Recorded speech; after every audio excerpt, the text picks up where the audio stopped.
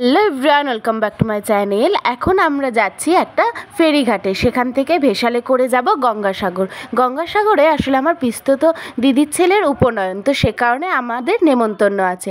তো আমি, মা, পাপা এখন তিনজনে মিলে বেরিয়ে পড়েছি সাগর পাড়ির উদ্দেশ্যে। এই যে এখন আমরা যাচ্ছি ভেসালকে ধরতে, তো ওখানে ভেসাল সব দাঁড়িয়েই থাকে।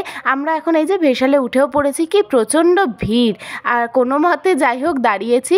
আর দেখো কি সুন্দর লাগছে দেখতে, পাখি ওখানে প্রচুর, আর সেই পাখিগুলো এই এক প্রান্ত থেকে আর এক প্রান্তে উড়ে যাচ্ছে এই ভেসালের সাথে সাথেই। ওখানে সবাই আবার খাওয়ারও দিচ্ছিল পাখিগুলোকে, আবার ওই পাখিগুলো বেশ খাচ্ছিল। কি সুন্দর, দেখো কি ভিড়, তাই না? প্রচণ্ড ভিড় হয়েছিল সেদিন।